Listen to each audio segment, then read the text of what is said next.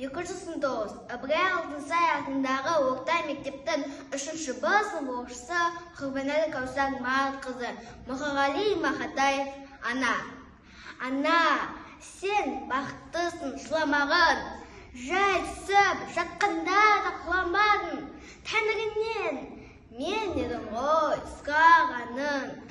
Сондықтан жыламағын. Бармын ғой, тірімін ғой, қасындамын. Өлмеймін, мен өзіндей асылдалмын. Таусылып өз өзінен қашырғанын, баяғы биігінді қашырмадың.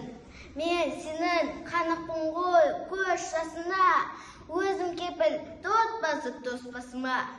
200 жастан саған бүгін арнап, ана деп жаздым ылғи жүз басына. Тәңірім кеше көрші кесігімді, аспанға жаздым сені есіміңді. Ана, сен бақыттысың тебе-тебе, қобалталы елген бесігіңді.